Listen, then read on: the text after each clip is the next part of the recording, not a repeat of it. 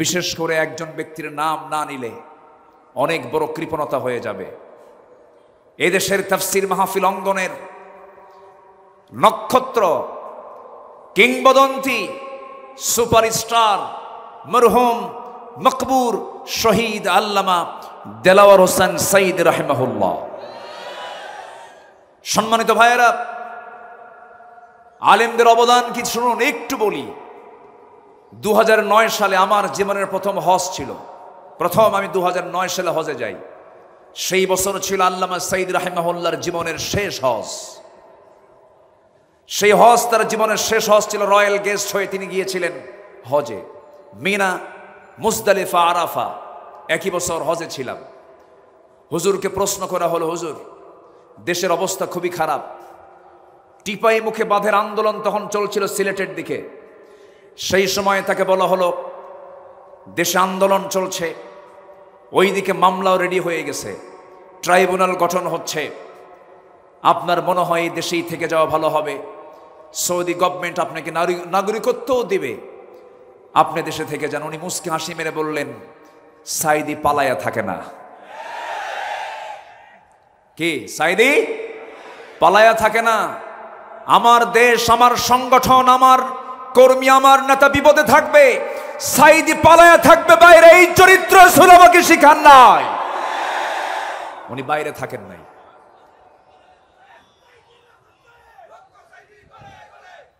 উনি ফিরেছেন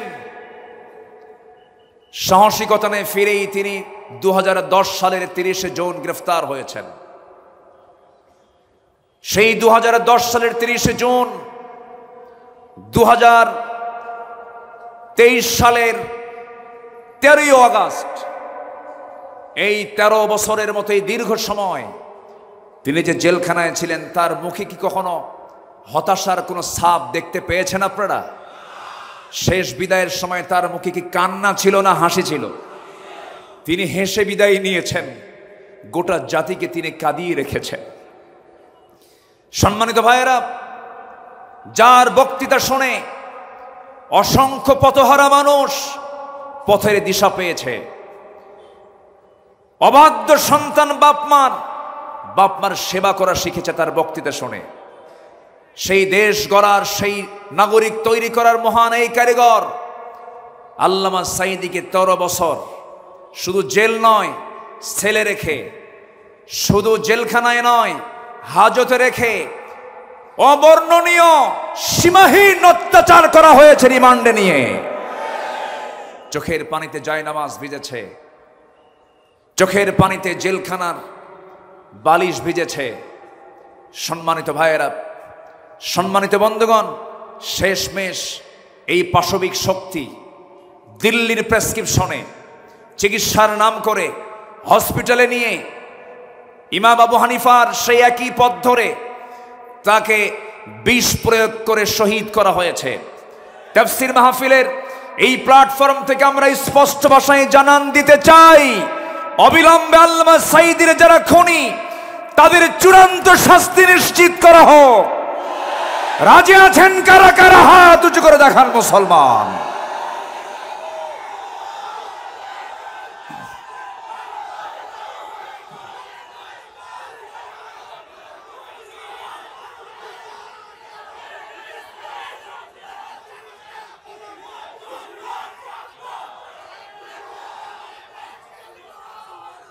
আল্লাহ কবুল করুন। জোরে বলে আমিন, আরো জোরে আমিন। আমার বিশ্বাস, আল্লামা সাঈদীর শুরুই কথা বলতে চাই। উনি বলেছেন, গোটা পৃথিবীর মধ্যে একমাত্র বাংলাদেশেই ইসলামী হুকুমত কায়েম হওয়ার জন্য একটা উর্বর জমিন, এটা বাংলাদেশ।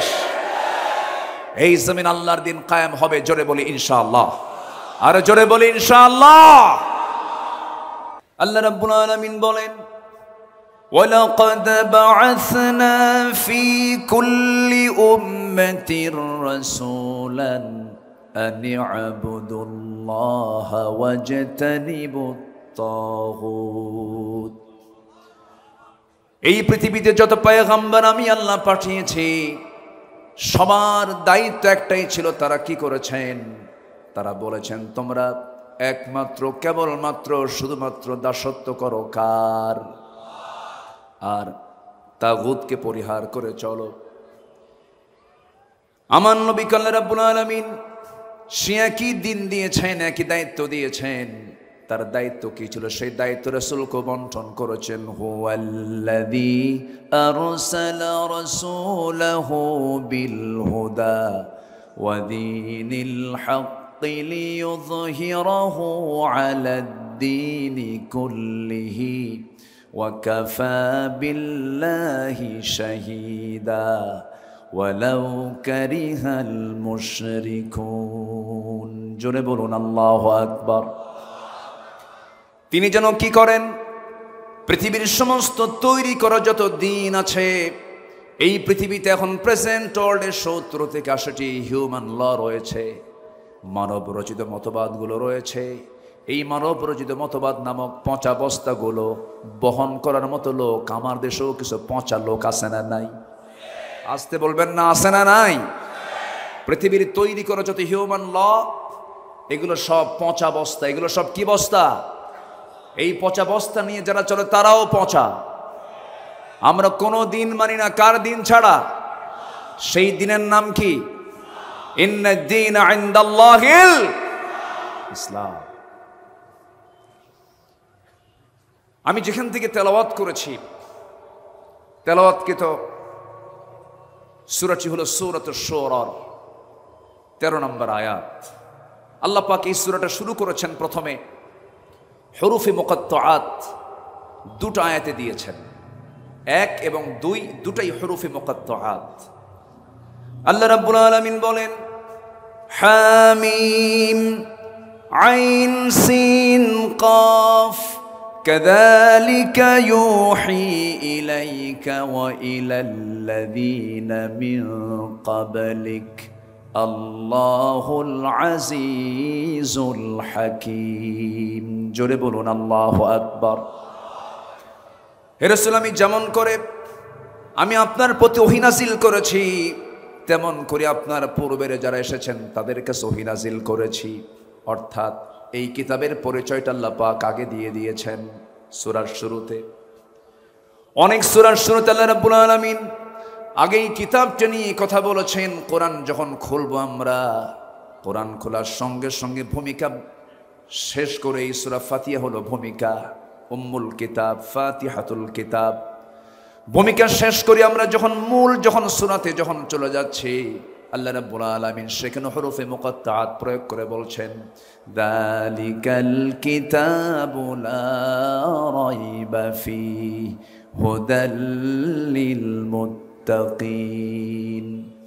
এরকম করে আল্লাহ রাব্বুল আলামিন অনেক সূরার শুরুতে কোরআন সম্পর্কে আগে কথা বলেছেন। ইয়াসিনের দিকে তাকান, ইয়াসিন ওয়াল কুরআনিল হাকীম ইন্নাকা লামিনাল মুরসালিন আলা সিরাতিম মুস্তাকিম। রহমানে চলে যান, আর রহমান আল্লামাল কুরআন খালাকাল ইনসানা আল্লামাহুল বায়ান।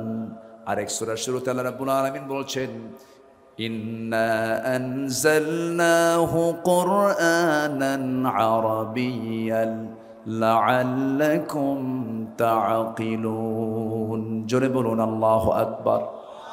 আল্লাহ পাক আগে এই কিতাবের পরিচয়টা আগে তুলে ধরেছেন, কারণ পৃথিবীর সব কিতাব একরকম, এই কিতাবটা ভিন্ন রকম, স্বতন্ত্র একটি কিতাব। জোরে বলি সুবহানাল্লাহ।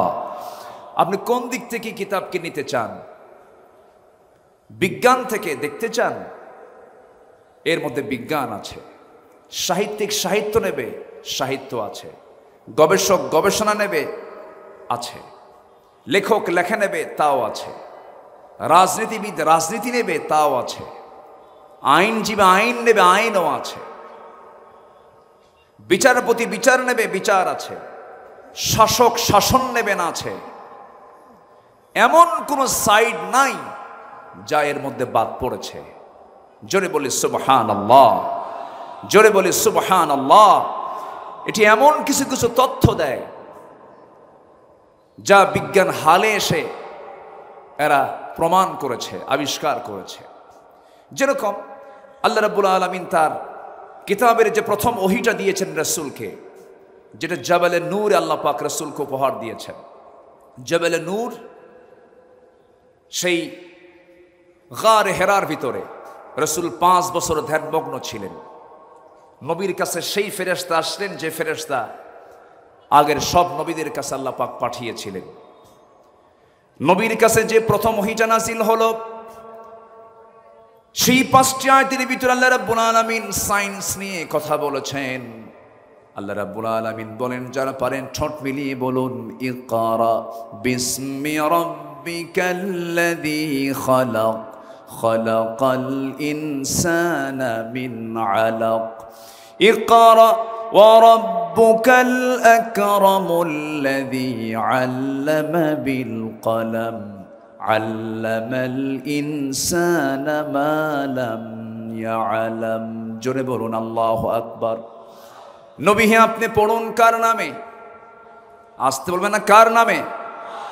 যিনি মানুষকে সৃষ্টি করেছেন, যিনি মানুষকে সৃষ্টি করেছেন জমাট রক্ত থেকে, আলাক থেকে। এই আলাক শব্দটা হলো একটি বিশাল একটা শব্দ। আধুনিক দুনিয়াতে এমব্রায়োলজির তথ্যের মধ্যে আছে, একটা সায়েন্স। এটা আল্লাহ পাক এমব্রায়োলজি নিয়ে প্রথম ওহীর মধ্যে কথা বলেছেন। আলাক শব্দের অর্থ হচ্ছে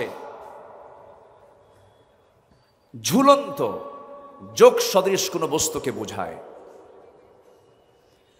এর অর্থ রক্তের জমাট বাঁধা যোগ বা কাদার কোনো পিণ্ড। পৃথিবী বিখ্যাত একজন ভ্রূণতত্ত্ববিদ, এমব্রায়োলজির উপরে যার বিশাল গবেষণা, এমন একজন গবেষক হচ্ছেন ডাক্তার কেইথ মুর। তিনি এই আয়াতটা আগে দেখেন নাই। যখন তিনি আয়াতটা দেখতে পেলেন, তাকে যখন দেখালো, এই আলাপ নিয়ে তিনি একটু গবেষণার গভীরে চলে গেলেন। তিনি গভীর মাইক্রোস্কোপিক বিশ্লেষণ করে দেখতে পান ভ্রূণ প্রাথমিক পর্যায়ে একটি জোকের মতোই দেখায়। এরকম বিস্ময়কর সাদৃশ্য দেখে তিনি অভিভূত হন। পরে কোরআন থেকে আরো অনেক তথ্য উদ্ঘাটন করার পর 1982 সালে তার একটা বই দ্য ডেভেলপিং হিউম্যান পুনরায় প্রকাশ করেন, যেখানে কোরআন থেকে প্রাপ্ত জ্ঞান অন্তর্ভুক্ত করা হয়। তার এই বইটি বিশ্বব্যাপী পুরস্কৃত এবং মেডিকেল শিক্ষার্থীদের পাঠ্যপুস্তক হিসেবে ব্যবহৃত হয়।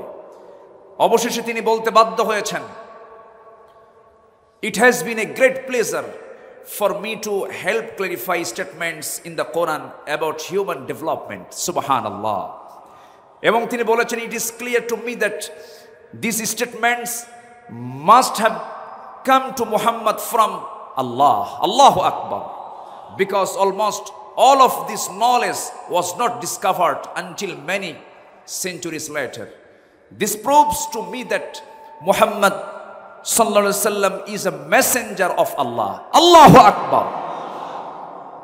সম্মানিত ভাইয়েরা, সম্মানিত বন্ধুগণ, এরকম করে হাজারো তথ্য কোরআন যা দিয়েছে, কিয়ামত পর্যন্ত গোটা দুনিয়ার সমস্ত মানুষ ভিক্ষুকের মতো চেয়ে থাকবে। কোরআন দিয়ে পৃথিবীর কোনো কিছু যাচাই হবে, কিন্তু পৃথিবীর কোনো কিছু দিয়ে কোরআন যাচাই হবে না। আল্লাহু আকবার বলেন। মহাবিশ্বের এক চির বিস্ময় হলো কোরআন।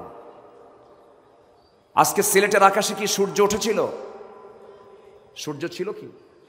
ছিল। আমি ঢাকার আকাশে গতকাল সূর্য পাইনি। আকাশে মেঘ ছিল, কোথাও কোথাও বৃষ্টি হয়েছে। এই বৃষ্টি নাজিল করেন কে? আসতে বলবেন, এই বৃষ্টি নাজিল করেন কে? এই বৃষ্টিকে আল্লাহ তাআলা ডিসপ্লানে দেন না প্ল্যান করে দেন? বলেন বলেন, তার কোনো কিছু কি প্ল্যান ছাড়া আছে? না, সব কিছুই তিনি প্ল্যান মাফিক নাজিল করেন। এই আবহাওয়া বিজ্ঞান নিয়ে কোরআন কথা বলেছে। মেটেরোলজিক্যাল সায়েন্স, আবহাওয়া বিজ্ঞান নিয়ে মানুষ সারা জীবন অনেক চেষ্টা করেছে, ফিকির করেছে। 19-20 শতকের শেষ সময়ে এসে মানুষ কিছু তথ্য বের করেছে আকাশের এই মেঘটা নিয়ে। বিজ্ঞান গবেষণা করে বের করেছে, নিশ্চিত হয়েছে বৃষ্টির জন্য প্রথমে বায়ুর প্রবাহ, এরপরে মেঘের স্তূপীকরণ, এবং সেই ঘনীভবন থেকেই বৃষ্টির মূল রহস্য উন্মোচিত হয়। তবে বিস্ময়কর বিষয় হলো যে জটিল প্রক্রিয়াটি বিজ্ঞান বহু শতাব্দীর গবেষণার মাধ্যমে আবিষ্কার করেছে, তা ১৫০০ বছর আগে আল্লাহ পাক কোরআনে কারীমের সূরা রুমের ৪৮ আমরা আয়াতে তা বলে দিয়েছেন। জোরে বলি সুবহানাল্লাহ।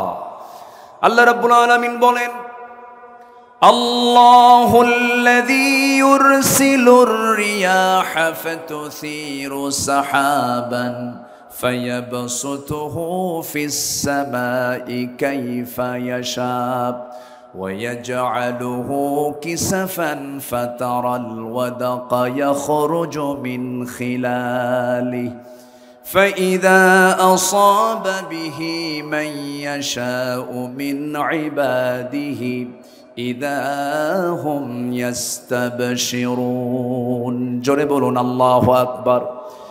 তিনি সেই আল্লাহ যিনি বায়ু প্রেরণ করেন, অতঃপর তা মেঘমালাকে সঞ্চারিত করে, অতঃপর তিনি মেঘমালাকে যেভাবে ইচ্ছা আকাশে ছড়িয়ে দেন এবং তাকে স্তরে স্তরে রাখেন। আমার বন্ধুগণ, বিজ্ঞান বলেছে হালে এসে, কোরআন বলে দিয়েছে ১৫০০ বছর আগে। এখন বলুন, বিজ্ঞানকে আবিষ্কার করেছে না কোরআন থেকে ধার নিয়েছে? ধার নিয়েছে। সম্মানিত ভাইয়েরা, আবার এই বৃষ্টিপাতটা আল্লাহ পাক পরিমাণ মতো দেন, বেশিও দেন না কমও দেন না। যে পরিমাণ পানি বাষ্পীয় আকারে উপরে উঠে আল্লাহ পাক ওয়াটার সাইকেলের মধ্য দিয়ে উপরে ওঠান, সেই পরিমাণ পানি আল্লাহ পাক আবার মেঘ থেকে নাজিল করেন। আল্লাহ রাব্বুল আলামিন বলেন, ওয়াল্লাযী নাযালা মিনাস সামাই মাআন বিকদরিন ফাআনশারনা বিহি বালদাতাম মাইতান কাযালিকা তুখরাজুন। জোরে বলুন আল্লাহু আকবার। তিনি সেই মহান প্রভু যিনি আসমান থেকে পরিমিতভাবে পানি বর্ষণ করেন, অতঃপর আমি তা দ্বারা মৃত জনপদকে সঞ্জীবিত করি। এইভাবে আমি তোমাদেরকে একদিন বের করব, তোমাদেরকে বের করা হবে। সূরা যুখরুফ ভার্স নাম্বার 11 11 নম্বর আয়াতে তা বলে দিয়েছেন। বিকদারিন, পরিমাণ মতো পানি আল্লাহ রাব্বুল আলামিন আকাশ থেকে নাজিল করেন। এই পানি চক্র যদি না থাকতো, পৃথিবী নির্ভরশীল হয়েছে পানি চক্রের উপরে। মানুষ দুনিয়ার সমস্ত টেকনোলজি প্রযুক্তি ব্যবহার করে পানির এই চক্রটি কৃত্রিমভাবে পুনরুৎপাদন করতে কখনো সমর্থ হবে না। মহান আল্লাহ তাআলা এই পানি চক্রের কথা ১৫০০ বছর আগে বলে দিয়েছেন, যা বিজ্ঞান হালে এসে একটু রিসার্চ করে বের করেছে। কি পরিমাণ পানি জমিন থেকে, ভূপৃষ্ঠ থেকে আল্লাহ পাক বাষ্পীয় আকারে উপরে উঠান, এটার পরিমাণ বিজ্ঞান বলছে প্রতি সেকেন্ডে ১৬ মিলিয়ন টন পানি বাষ্প হয়ে আল্লাহ পাক উপরে তুলেন। ১৬ মিলিয়ন টন, যা বছরের পরিমাণ দাঁড়ায় হলো ৫১৩ ট্রিলিয়ন টনে। আল্লাহু আকবার। যদি এই বাষ্পীয় আকারে এই সিস্টেম পদ্ধতি যদি না থাকতো, সুপরিমিত আকার যদি আল্লাহ পাক সুপরিমিতভাবে যদি নাজিল না করতেন, গ্রাউন্ড ওয়াটার লেভেল ক্রমশ নিচে নেমে যেত, সাস্টেইনেবল ওয়াটার ম্যানেজমেন্ট চ্যালেঞ্জের মুখে পড়ত, ভূগর্ভস্থ পানির স্তর কমে এগ্রিকালচারাল প্রোডাক্টিভিটি এবং আরবান ওয়াটার সাপ্লাই ব্যাপক সংকটের মুখে পড়ে যেত।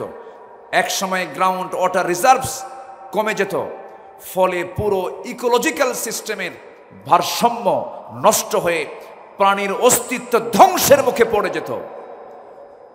সব ম্যানেজমেন্টের দায়িত্ব কার? আসতে বলবেন না কার? সে আল্লাহ বলছেন, বান্দা এত কিছু আমি তোরে দেই, তুই আমার আইন মানিস না কেন? আমার দিন মানিস না কেন? যে মুসলমান নামাজ পড়বে আল্লাহর বিধান অনুযায়ী, রোজা রাখবে আল্লাহর বিধান অনুযায়ী, হজ করবে আল্লাহর বিধান অনুযায়ী, রসুলকে নামাজে মানবে, রোজায় মানবে, মিসওয়াকে মানবে, সুরমায় মানবে, ওযুতে মানবে, আতর সুরমায় মানবে, কিন্তু যে উম্মত রসুলকে দাঁত ভাঙ্গার সুন্নত মানবে না, যে রসুলকে রাষ্ট্রনায়ক হিসাবে মডেল বানাতে পারবে না, ওটা উম্মত নয়, ওটা ভণ্ড, ওটা প্রতারক। সম্মানিত ভাইয়েরা, দিনকে মানতে হবে আংশিক না পুরোপুরি? আসতে বলবেন না, আংশিক না পুরোপুরি? পুরোপুরি মানতে হবে। পুরোপুরি মানার নাম হলো মুমিন। আল্লাহ রাব্বুল আলামিন বলেন, আফাতুমিনুনা বিবা'দিল কিতাবি ওয়া তাকফুরুনা বিবা'দ। তুমি কিতাবের কিছু অংশ মানবে, কিছু অংশ মানবে না। তার ফলাফল হলো খিজিয়ুন ফিল হায়াতিদ দুনিয়া, দুনিয়ার জিন্দেগিতে লাঞ্ছিত হবে, আখিরাতে তুমি ক্ষতিগ্রস্তদের অন্তর্ভুক্ত হয়ে যাবে। পুরোপুরি দিনকে মানতে হবে। আংশিক মানার নাম দিন নয়, আংশিক মানার নাম মুমিন নয়, পুরোপুরি মানতে হবে। আল্লাহ রাব্বুল আলামিন দিন হিসেবে যারা ইসলামকে না মানবে, আল্লাহ রাব্বুল আলামিন তাদের ব্যাপারে ক্লিয়ার কথা বলেছেন, ওয়া মাইয়াবতাগি গায়রাল ইসলামি দীনান ফালাই ইউকবালা মিনহু ওয়া হুয়া ফিল আখিরাতি মিনাল খাসিরিন। দিন হিসাবে, জীবন বিধান হিসাবে ইসলামকে বাদ দিয়ে যারা অন্য কোনো তন্ত্র মন্ত্র ইজমকে গ্রহণ করবে, আল্লাহ রাব্বুল আলামিন বলছেন তার কোনো কিছু আমি আল্লাহ রাব্বুল আলামিন কখনো কবুল করব না। নাউজুবিল্লাহ। অতএব দিনকে মানতে হবে পরিপূর্ণরূপে। আল্লাহ রাব্বুল আলামিন এবার বলছেন, আমরা মূল আয়াতের দিকে চলে যাই। আল্লাহ রাব্বুল আলামিন বলেন সূরা শুরা 13 নম্বর আয়াত, আল্লাহ রাব্বুল আলামিন বলছেন, শারা'a লাকুম মিনাদ-দীনি মা ওয়াসসা বিহি নূহা ওয়াল্লাযী আওহায়না ইলাইকা ওয়া মা ওয়াসাইনা বিহি ইব্রাহিমা ওয়া মূসা ওয়া ঈসা আন আকিমুদ-দীনা ওয়া লা তাতাফাররাকু ফীহি كبر على المشركين ما تدعوهم إليه الله يجتبي إليه من يشاء ويهدي إليه من ينيب। জোরে বলুন আল্লাহু আকবার। তিনি তোমাদের জন্য সেই দিন নির্ধারণ করেছেন যার নির্দেশ দিয়েছেন নূহ আলাইহিস সালাতু ওয়াস সালামকে, এবং যা আমি তোমার প্রতি ওহী করেছি, যার নির্দেশ দিয়েছিলাম ইব্রাহিম, মূসা এবং ঈসাকে। এই মর্মে তোমরা দিন প্রতিষ্ঠিত করো এবং দিন প্রতিষ্ঠার সংগ্রাম করতে গিয়ে কোনো মতপার্থক্য সৃষ্টি করো না। তোমরা যাকে আহ্বান জানাচ্ছ তা মুশরিকদের জন্য ভারী মনে হয়। আল্লাহ যাকে চান তাকে মনোনীত করেন, আর যাকে ইচ্ছা তাকে তার দিকে পথ প্রদর্শন করেন। জোরে বলি সুবহানাল্লাহ। ক্ষমতা কার? হেদায়েতের চাবিকাঠি কার হাতে? হেদায়েতের চাবি কার হাতে? আল্লাহর হাতে। সম্মানিত ভাইয়েরা, প্রেজেন্ট বাংলাদেশ শুধু নয়, গোটা পৃথিবীতে 2 শতাধিক কান্ট্রি আছে। প্রত্যেকটা দেশের, গোটা পৃথিবীতেই একটা বিষয়ে বড় ক্রাইসিস আমরা লক্ষ্য করি, সেটা হলো আমার দেশে এখন এই মুহূর্তে সবচেয়ে বড় সমস্যা হলো গদি সমস্যা। কি সমস্যা বলেন তো? এই যে গদি সমস্যা হচ্ছে এখন সবচাইতে বড় সমস্যা। এখন যে সরকার আমার দেশে আছে, অস্থায়ী না স্থায়ী? অস্থায়ী। তাহলে এখন সামনে যে সিচুয়েশনটা আসতেছে, এই সিচুয়েশনে একটি সরকার, কল্যাণ সরকার, এটি কল্যাণ রাষ্ট্র গঠনের জন্য প্রয়োজন কিনা বলেন? প্রয়োজন। মনে হয় এই ব্যাপারে কোরআন কোনো বক্তব্য দেয়নি। আসতে বলে, কোরআনে ব্যাপারে বক্তব্য আছে না নাই? আসতে বলবেন না, আছে না নাই? আমরা বহু পরামর্শ দেখেছি এই 53-54 বছর। কেউ চালিয়েছেন 25 বছর, কেউ চালিয়েছেন 16 বছর, কেউ চালিয়েছেন 9 বছর, কেয়ারটেকার গভর্নমেন্টটা কয়েক বছর। সব দেখা শেষ। সবার নামের আগে মুহাম্মদ ছিল, যাদের ধর্মের নাম ইসলাম ছিল, কিন্তু কেউ ন্যূনতম নামাজের একটা আইন পর্যন্ত পাশ করতে পারেন নাই। সব দেখা শেষ। আগামীর দেশ হলো ইসলামের দেশ, কোরআনের দেশ।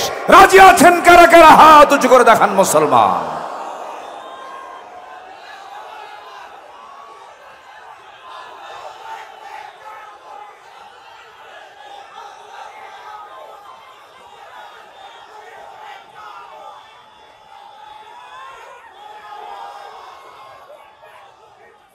আল্লাহ কবুল করুন, জোরে বলি আমিন, আরো জোরে আমিন। মুক্ত মনে ভালো করে কথা বলতে দেয়নি 16 বছর। এই মঞ্চ থেকে আমি আব্দুল্লাহ আমিন আমাকে কতবার যে ধরছে হিসাব নাই। মাহফিল শেষে প্রশাসন ধরে নিয়ে চলে গেছে থানায়। সম্মানিত বন্ধুগণ, অসংখ্য আলেমকে ধরে জেলখানায় তাদেরকে রাখা হয়েছে। বিশেষ করে একজন ব্যক্তির নাম না নিলে অনেক বড় কৃপণতা হয়ে যাবে। এদেশের তাফসীর মাহফিল অঙ্গনের নক্ষত্র, কিংবদন্তি, সুপারস্টার, মরহুম মকবুর শহীদ আল্লামা দেলাওয়ার হোসেন সাইদ রাহিমাহুল্লাহ। সম্মানিত ভাইয়েরা, আলেমদের অবদান কি শুনুন, একটু বলি। 2009 সালে আমার জীবনের প্রথম হজ ছিল। আমি 2009 সালে হজে যাই। সেই বছর ছিল আল্লামা সাইদ রাহিমাহুল্লাহর জীবনের শেষ হজ। সেই হজ তার জীবনের শেষ হজ ছিল। রয়্যাল গেস্ট হয়ে তিনি গিয়েছিলেন হজে। মিনা, মুজদালিফা, আরাফা, একই বছর হজে ছিলাম। হুজুরকে প্রশ্ন করা হলো, হুজুর দেশের অবস্থা খুবই খারাপ। টিপাই মুখে বাঁধের আন্দোলন তখন চলছিল সিলেটের দিকে।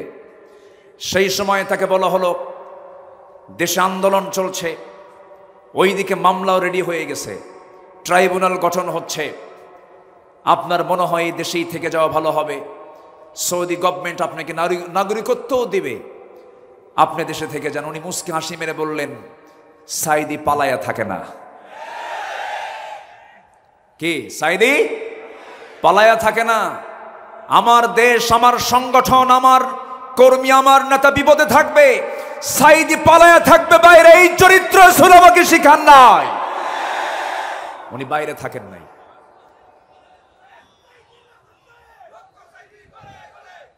উনি ফিরেছেন সাহসিকতা নিয়ে। ফিরেই তিনি 2010 সালের 30 জুন গ্রেফতার হয়েছেন। সেই 2010 সালের 30 জুন 2023 সালের 13 আগস্ট, এই 13 বছরের মতো এই দীর্ঘ সময় তিনি যে জেলখানায় ছিলেন, তার মুখে কি কখনো হতাশার কোনো ছাপ দেখতে পেয়েছেন আপনারা? শেষ বিদায়ের সময় তার মুখে কি কান্না ছিল না হাসি ছিল? তিনি হেসে বিদায় নিয়েছেন। গোটা জাতিকে তিনি কাঁদিয়ে রেখেছেন। সম্মানিত ভাইয়েরা, যার বক্তৃতা শুনে অসংখ্য পথহারা মানুষ পথের দিশা পেয়েছে। অবাধ্য সন্তান বাপমার সেবা করা শিখেছে তার বক্তৃতা শুনে। সেই দেশ গড়ার, সেই নাগরিক তৈরি করার মহান এই কারিগর আল্লামা সাইদিকে 13 বছর শুধু জেল নয়, ছেলে রেখে, শুধু জেলখানায় নয়, হাজতে রেখে অবর্ণনীয় সীমাহীন অত্যাচার করা হয়েছে রিমান্ডে নিয়ে। চোখের পানিতে জায়নামাজ ভিজেছে, চোখের পানিতে জেলখানার বালিশ ভিজেছে। সম্মানিত ভাইয়েরা, সম্মানিত বন্ধুগণ, শেষমেশ এই পাশবিক শক্তি দিল্লির প্রেসক্রিপশনে চিকিৎসার নাম করে হসপিটালে নিয়ে ইমাম আবু হানিফার সেই একই পথ ধরে তাকে বিষ প্রয়োগ করে শহীদ করা হয়েছে। তাফসীর মাহফিলের এই প্ল্যাটফর্ম থেকে আমরা স্পষ্ট ভাষায় জানান দিতে চাই, অবিলম্বে আল্লামা সাইদির যারা খুনি তাদের চূড়ান্ত শাস্তি নিশ্চিত করা হোক। রাজি আছেন কারা কারা? হাত উঁচু করে দেখান মুসলমান।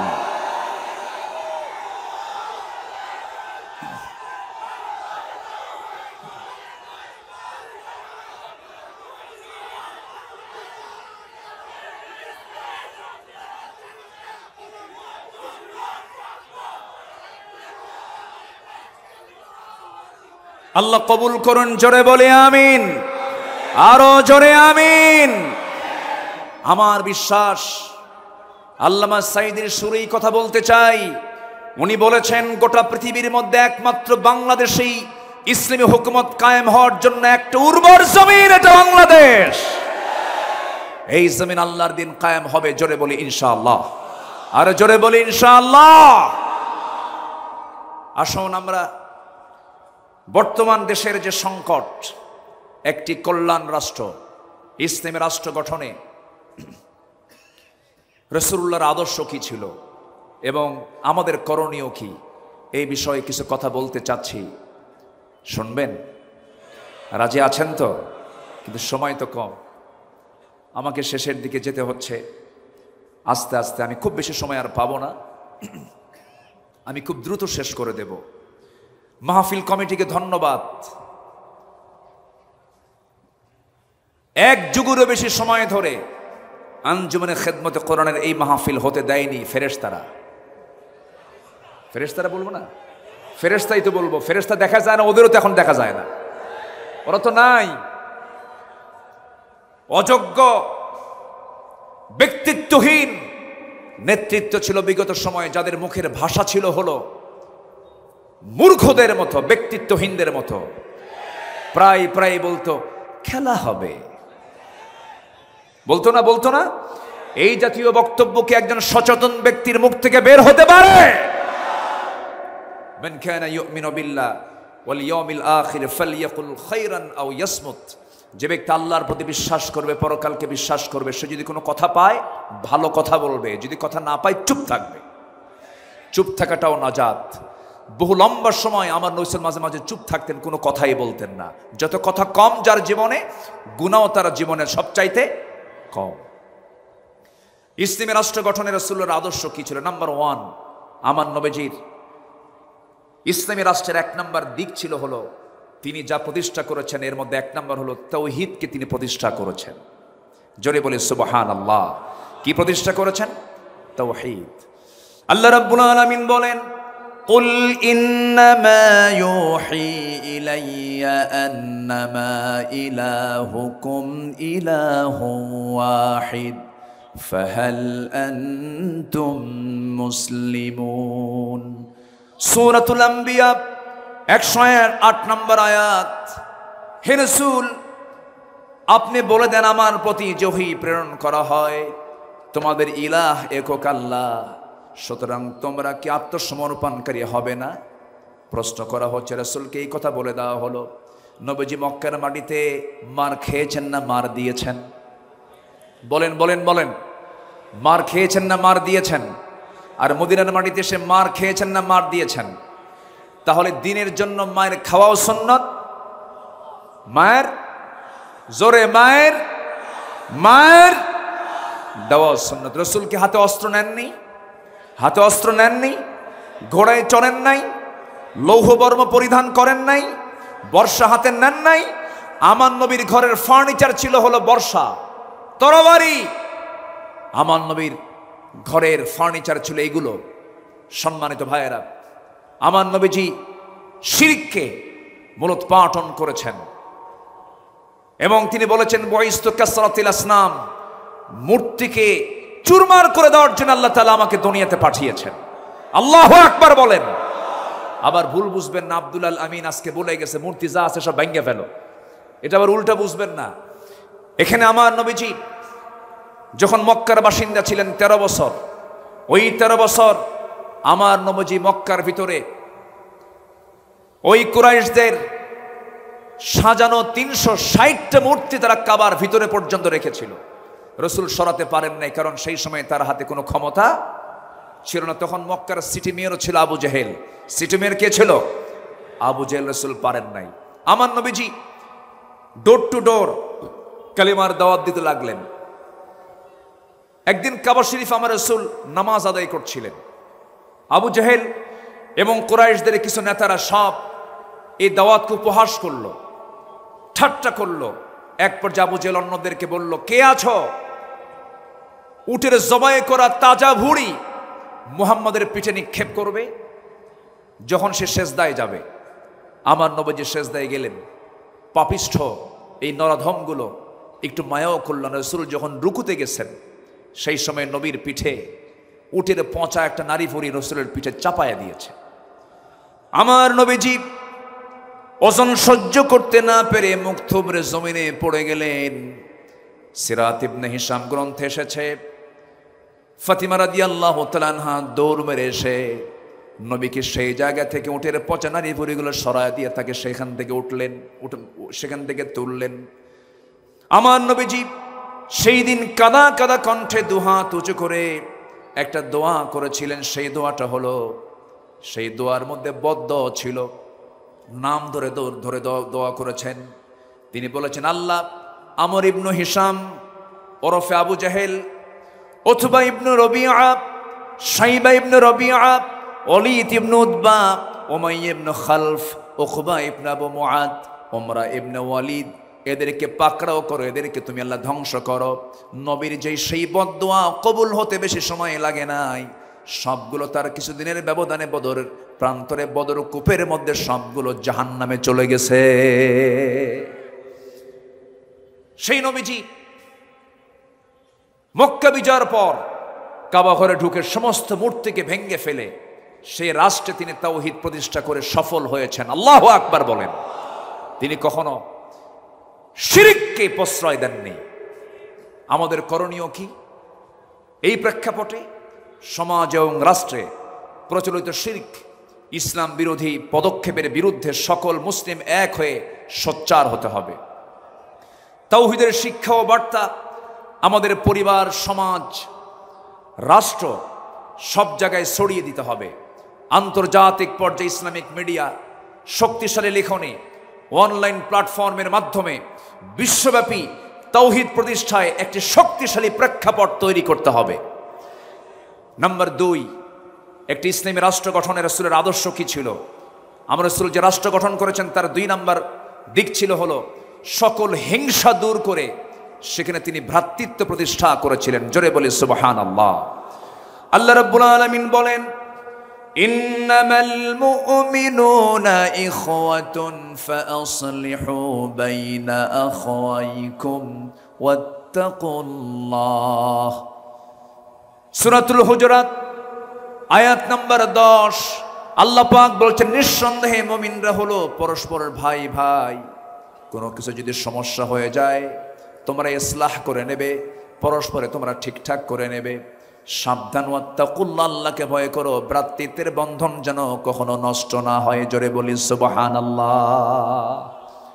আমার নবীজি মদিনায় যখন মুহাজির এবং আনসারদের মধ্যে ভ্রাতৃত্বের সম্পর্ক স্থাপন করেন, তাদের মাঝে একটি ইসলামী রাষ্ট্র প্রতিষ্ঠার জন্য একটি দৃঢ় ভিত্তি তৈরি করেছিলেন। কিন্তু এমনকি সেই সময় রাসূল বদরে অংশগ্রহণ করেছেন, উহুদে অংশগ্রহণ করেছেন, খন্দকে অংশগ্রহণ করেছেন। কিন্তু হুনাইন যুদ্ধের পর একটা প্রবলেম হয়েছিল। সেই প্রবলেমটা হলো, হুনাইন যুদ্ধের শেষে আমার রাসূল কুরাইশ এবং অন্যান্য আরব গোত্রগুলোকে প্রচুর পরিমাণ গনিমত বন্টন করে দিলেন। যুদ্ধলব্ধ সম্পদগুলোকে বন্টন করলেন, আনসারদেরকে দিলেন না। এই দৃশ্য যখন আনসারদের মনে মনে এই দৃশ্য যখন অবলোকন করলেন, আনসাররা মনে মনে তারা দুঃখ প্রকাশ করলেন, দুশ্চিন্তাগ্রস্ত হয়ে পড়লেন। এমনকি তাদের মধ্য থেকে একজন বলে ফেললেন, আল্লাহর কসম, রাসূল তার নিজ কওমের সঙ্গে মিশে গেছেন। রাসূল নিজ কওমের সঙ্গে মিশে গেছেন। সব গনিমত তাদেরকে দিলেন, কিন্তু রাসূল আমাদেরকে কিচ্ছু দিলেন না। আমার নবীজির কানে যখন এই কথাটা চলে গেল, আমার নবীজি এটাকে কেমন করে ইসলাহ করা যায়, কেমন করে সংশোধন করা যায়, ফাসলিহু বাইনা আখাওয়াইকুম, রাসূল খেপলেন না, রাগলেন না। সেই সময় রাসূল একটা ভাষণ দিয়েছেন, আওয়াজাতুম ইয়া মা'শারাল আনসারি ফি আনফুসিকুম ফি লাআতিম মিনাদ দুনিয়া তাল্লাফতু বিহা কওমান লিয়ুসলিমু ওয়াকালতুকুম ইলা ইসলামিকুম আলা তারদাউনা ইয়া মা'শারাল আনসারি আন ইয়াযহাবান নাস ইয়া বিশাতি ওয়াল বাঈর ওয়া তারজিউ বিরাসূলিল্লাহি সাল্লাল্লাহু আলাইহি ওয়াসাল্লাম ইলা রিহালিকুম। আমার নবীজি তেজোদ্দীপ্ত একটা ভাষণ দিলেন, কাদা কাদা কণ্ঠে একটা ভাষণ দিলেন। তিনি বলে ফেলেন, হে আনসার সম্প্রদায়, তোমরা কি মনে মনে দুঃখ পেয়েছো যে আমি দুনিয়ার তুচ্ছ জিনিস দিয়ে একদল মানুষকে ইসলাম গ্রহণের দিকে আকৃষ্ট করেছি, আর তোমাদেরকে আমি তোমাদের ইসলামের উপর ছেড়ে দিয়েছি? হে আনসার সম্প্রদায়, তোমরা কি সন্তুষ্ট নও যে অন্যরা ভেড়া উট নিয়ে ফিরে যাবে, আর তোমরা আল্লাহ রাসূলকে নিয়ে তোমাদের ঘরে ফিরে যাবে।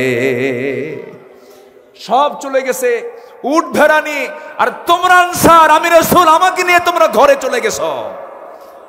সাহাবে কেরামদের ভিতরে একটা উজ্জীবিত ভাব চলে আসলো, হুজুর আমরা ভুল বুঝে এমন মন্তব্য করেছি, আমাদেরকে মাফ করুন। রাসূল কি এখানে সংকট সৃষ্টি করলেন না সমাধান করলেন? সমাধান করলেন। আমাদেরও করণীয় আছে। আমরা কি ঐক্য বিনষ্ট করব? না। কোনো পীরকে গালি দেব না আমরা। হক্কানি পীর, এই যে বাম পাশে বসে আছেন আব্দুল মতিন শাহবাগী হাফিজাহুল্লাহ, আমি তাকে খুব সম্মান করি, উনিও তো পীর। কিন্তু আমার দেশে কিছু দরবার আছে, যে দরবারের থেকে এমন ভাষা আসে, যে ভাষা আসে নাস্তিকদের ভাষার মতো। এরকম কিছু দরবার আছে না? নয় আছে।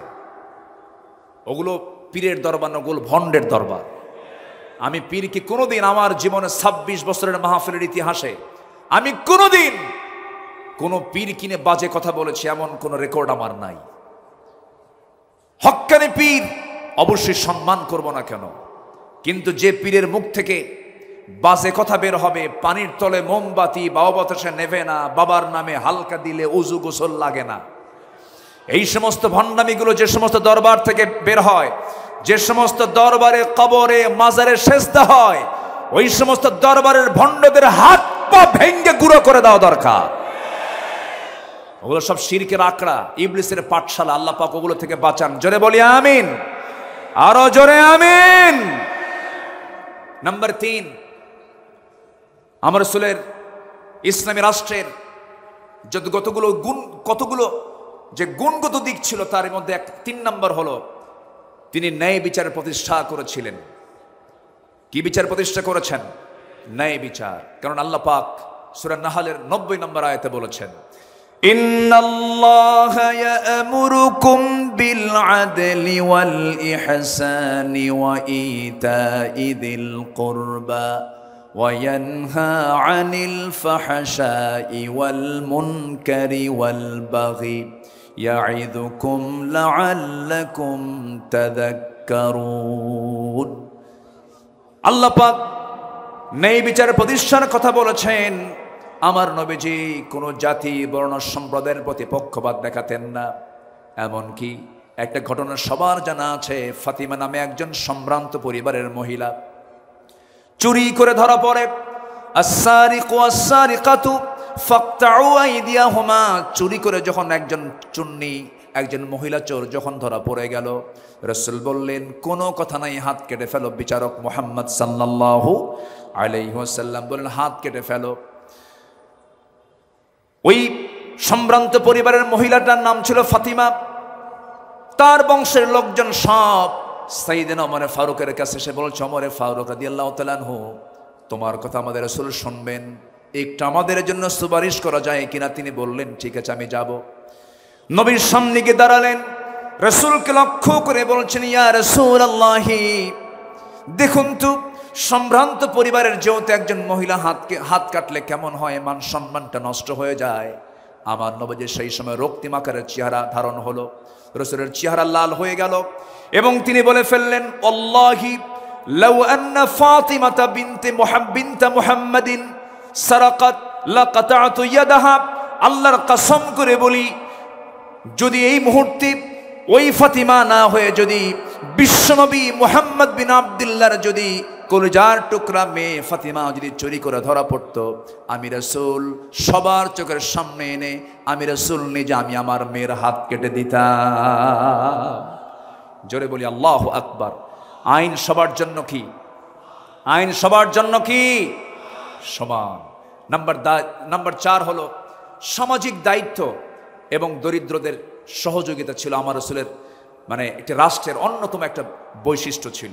সামাজিক দায়িত্ব এবং দরিদ্রদের সহযোগিতায় তিনি ব্যস্ত থাকতেন। কারণ অফি আমওয়ালিহিম হাক্কুল লিসাইলি ওয়াল মাহরুম। রাসূল এত দান করতেন, তার দানটা এত বেশি ছিল, তিনি বলেছেন আমার কাছে যদি উহুদ পরিমাণ সমান সোনা থাকতো, লাউ কানা লিমিসলু উহুদিন যাহাবান, তাহলে পছন্দ নয় যে তিনি 3 দিন অতিবাহিত হওয়ার পর তার কিছু অংশ আমার কাছে থাকুক, এটা আমি পছন্দ করতাম না। 3 দিনেই সব শেষ করে দিতাম। আল্লাহু আকবার বলে। তিনি এত পরিমাণ তিনি দান করতেন, ডান হাতে বাম হাতে যা ছিল সব তিনি দিয়ে দিতেন। রাসূল যখন মারা যাবেন, আম্মা জান আয়েশা রাদিয়াল্লাহু তাআলা আনহা রাসূলকে তার উরুতে শোয়ায় রেখেছেন। আমার নবীজি দুনিয়া থেকে বিদায় নেবেন, বিদায় লগন যখন চলে এসেছে, রাসূল বলছেন, আয়েশা রে, আমি মনে হয় বাঁচব না, দুনিয়া থেকে বিদায় নিয়ে নেব। ওরে আয়েশা, আমি যদি দুনিয়া থেকে বিদায় নিয়ে নিই, আমার ঘরে কোনো সম্পদ থাকুক আমি চাই না। অতএব আমি তোমাকে জানায়া দিচ্ছি, দেখো তো ঘরের মধ্যে কোনো কিছু আছে নাকি। তন্ন তন্ন করে খুঁজে বের করা হলো 6টা স্বর্ণের টুকরা হাতের তালুতে নিয়ে রাসূল বললেন, আয়েশা, এতটুকুন সম্পদ আমি দিন প্রতিষ্ঠার কাজে আমি দান করে দুনিয়া থেকে বিদায় নিতে চাই। জোরে বলে সুবহানাল্লাহ। আমার নবীজি বসে আছেন, একদিন একজন নবীর কাছে বুরদা চাদর নিয়ে আসলেন, এটি পরার জন্য দিলেন। রাসূল সেই বুরদা নামক চাদরটা এমন ভাবে গ্রহণ করলেন যা তার খুব প্রয়োজন ছিল, গায়ে জড়ায়া নিলেন। এক সাহাবী চাদরটা দেখে বলছেন, হুজুর, আপনি যদি কিছু না মনে করেন, আমি চাদরটা আমার পছন্দ, আপনি আমাকে দিবেন কিনা? রাসূল মুস্কি হাসি মেরে সঙ্গে সঙ্গে তার পছন্দের চাদরটা তার গায়ে দিয়ে দিলেন। আমার নবীজি দিয়ে দিলেন, অবলীলায় দিয়ে দিলেন, কোনো আফসোস করলেন না। পরে একজন সাহাবী, যে লোকটা চাদর চেয়েছিল, যে সাহাবী, তাকে জিজ্ঞাসা করলেন, ও ভাই, নবীর পছন্দের সেই চাদরটা তোমার নেওয়ার কি দরকার ছিল? তুমি কি রাসূল থেকে সেটা কেন চেয়ে নিলা? তিনি বলছেন, আল্লাহর কসম করে বলি, দুনিয়ার কোনো পার্থিব স্বার্থের জন্য নয়, বরকতের জন্য আমি নিয়েছি। কারণ আমি ওসিয়ত করতে চাচ্ছি এই চাদরটা যেন আমার কাফনের কাপড় হয়। জোরে বলি সুবহানাল্লাহ। বুখারী শরীফের 6036 নম্বর হাদিস এটা। সম্মানিত ভাইয়েরা, এই জন্য আমরা উদার হব সামাজিক কাজে, দরিদ্রদের ব্যাপারে আমরা উদার হব। জোরে বলি ইনশাআল্লাহ। নাম্বার 5, রাষ্ট্রীয়ভাবে ইসলামী শিক্ষা প্রতিষ্ঠিতকরণ। অকুর রব্বি জিদনি ইলমা। আমার রাসূল যুদ্ধবন্দীদের মুক্তি দিতেন শিক্ষার বিনিময়ে। আল্লাহু আকবার বলেন। এমন রেকর্ড আছে না নাই? রাসূল শিক্ষার জন্য খুবই নিবেদিত প্রাণ ছিলেন। নাম্বার 6, আন্তর্জাতিক সম্পর্ক স্থাপন। আল্লাহ রাব্বুল আলামিন বলেন, وَإِن جَنَحُوا لِلسَّلْمِ فَاجْنَحْ لَهَا وَتَوَكَّلْ عَلَى اللَّهِ إِنَّهُ هُوَ السَّمِيعُ الْعَلِيمُ। সূরা আনফাল আয়াত নাম্বার 61। যদি তারা সন্ধির প্রতি ঝুঁকে পড়ে, তাহলে তুমিও তার প্রতি ঝুঁকে পড়ো এবং ভরসা করো কার উপরে? আসতে বলবেন না, কার উপরে? আমার নবী মদিনা রাষ্ট্র থেকে তিনি রোম সম্রাট হেরাক্লিয়াসকে চিঠি লিখেছেন, মিম মুহাম্মদ সাল্লাল্লাহু আলাইহি ওয়াসাল্লাম ইলা হেরাকাল। হেরাকালকে লক্ষ্য করে তিনি চিঠি লিখেছেন, আসলিম, আত্মসমর্পণ করো। এই যে জোরালো একটা চিঠি তার কাছে লিখে দিলেন রোম সম্রাট হেরাক্লিয়াস। এই চিঠিখানা পড়ে সভাসদবৃন্দকে ডাক দিয়ে বলতেছে, ও সভাসদবৃন্দ, এই যে চিঠিখানা যার পক্ষ থেকে এসেছে, মদিনার রাষ্ট্রের রাষ্ট্রপতি মুহাম্মদ সাল্লাল্লাহু আলাইহি ওয়াসাল্লামের পক্ষ থেকে এসেছে। এই চিঠির ভাষা প্রমাণ করে হেরাক্লিয়াসের পায়ের নিচের এই মাটির অংশ মুহাম্মদ একদিন দখল করে ছাড়বে। জোরে বলি আল্লাহু আকবার। আমরা কোনো রাশাকে ভয় পাবো না, আমরা কোনো পরাশক্তিকে ভয় পাবো না। রাশা বাঁচাবে না, আমেরিকা বাঁচাবে না, হিন্দুস্তান বাঁচাবে না, কেউ আমাকে বাঁচাবে না, কেউ আমাকে রক্ষা করতে পারবেন না। আমাকে বাঁচাবেন তিনি কে? তার বড় প্রমাণ কোন গোয়েন্দা সংস্থা রিপোর্টে ছিল না 5 আগস্টের এই প্রেক্ষাপট তৈরি হবে। এটা করে দিয়েছেন তিনি কে? আসতে বলেন, তিনি কে? যুব সমাজ, এই রক্তকে ভোলা যাবে না। নবীর আদর্শ উজ্জীবিত হও। তোমার হাতে আগামীর বাংলাদেশ, আগামীর নেতৃত্ব তোমার হাতে। কোন চোর, বেঈমান, চরিত্রহীন, লম্পট, চাঁদাবাজদের হাতে কোনো নেতৃত্ব আমরা দেব না। আল্লাহ কবুল করুন। জোরে বলে আমিন, আরো জোরে আমিন। নাম্বার 7, বিপদে আপদে সংগ্রামের সমস্ত পরিস্থিতিতে মহান আল্লাহর উপরে পূর্ণ তাওয়াক্কুল করা, মহান আল্লাহর সাহায্যের ওয়াদা, এটা ছিল নবীর রাষ্ট্রের একটি গুরুত্বপূর্ণ দিক। রাসূল সবসময় ভরসা করতেন কার উপরে? আসতে বলবেন না, কার উপরে? আমার বিজয় কার হাতে? বিয়াদিকাল খাইর, সব কল্যাণ কার হাতে? অত ইজ্জু মান তাশা অত যিল্লু মান তাশা, কার হাতে? আল্লাহর হাতে। ইদ হুমা ফিল গার ইদ ইয়াকুলু লিসাহিবিহি লা তাহজান ইন্নাল্লাহা মা'ানা ফাআনজালাল্লাহু সাকিনাতাহু আলাইহি ওয়া আইয়াদাহু বিজুনুদিন লাম তারাউহা। আল্লাহু আকবার বলেন। সম্মানিত ভাইয়েরা, সময় কম, আমি সামারাইজ করে বলছি। নাম্বার 8, ন্যায়ের পথে নিজেকে অবিচল রাখা।